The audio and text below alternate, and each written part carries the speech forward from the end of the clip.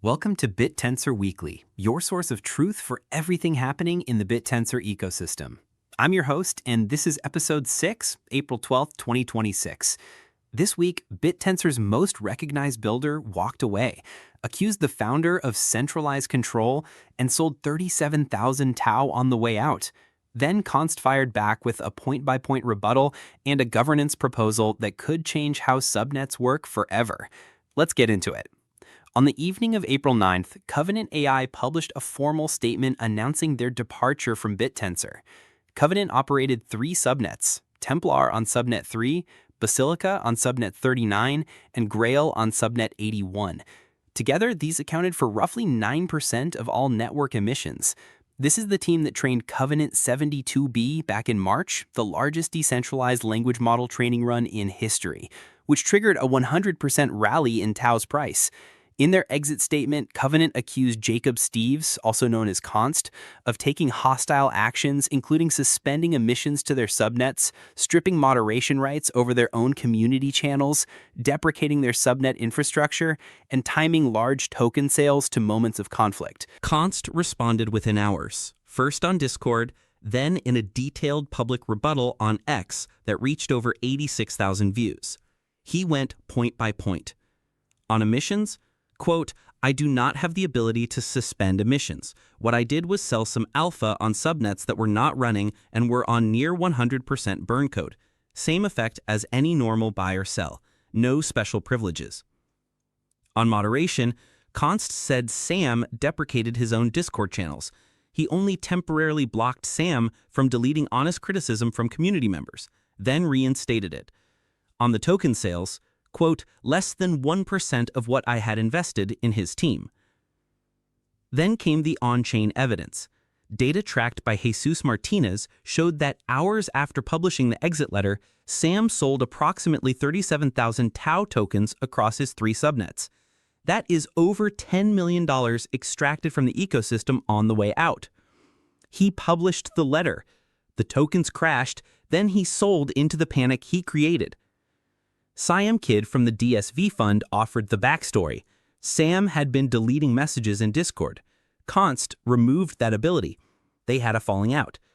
Kidd's take, Const's motives are genuine. Sam used it as an excuse. Tao dropped roughly 20 to 25%, falling from the 340 range to around 260. Templar's alpha token crashed 57%. Subnet 39 and 81 each dropped over 65%.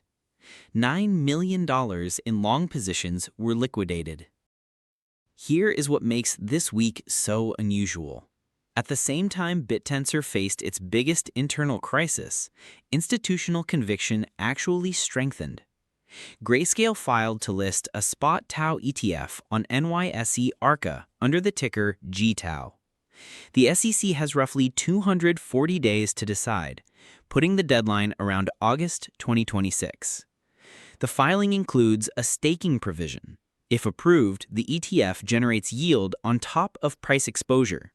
No Bitcoin ETF does this. Grayscale also rebalanced its Decentralized AI fund, raising Tao from 31% to 43%. No new tokens added, no tokens removed. They sold down other AI positions to buy more Tao.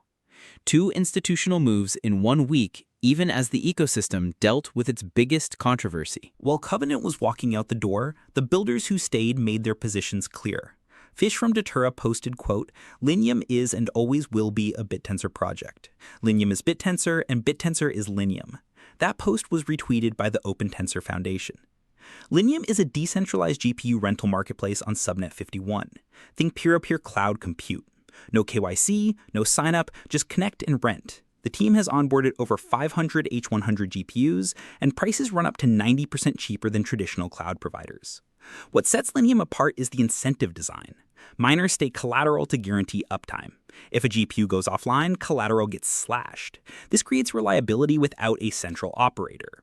Community-reported revenue sits at roughly $432,000 per month. If those numbers hold, Lium may be the first subnet where real customer revenue outpaces emissions subsidies. That is the whole thesis for Bittensor playing out in real time. The biggest structural development this week is not the departure itself, it is what comes after. Const proposed lock-based subnet ownership, a system where ownership of a subnet is determined by a team's long-term economic commitment. Under this model, investors can see in advance if an owner has unlocked their tokens, the community can reprice the subnet before the owner exits, and stake can get redirected to a new team or agent. All 3 Covenant subnets are now deprecated with 0 emissions, but the subnet slots still exist. Const has signaled that new teams will be brought in to revive them. Alpha holders on those subnets still hold their tokens. If strong teams take over, recovery is possible. For the broader network, the emissions that were flowing to Covenant subnets are now redistributed. Subnets like Affine, Lithium, Targon, and Shoots absorb a larger share. If you are staked in those subnets, your emissions just went up. That is it for this week. If you found this useful, subscribe and hit the bell. Sign up for the companion newsletter at bittensorweekly.substack.com for the full data tables and source links. I will see you next Saturday.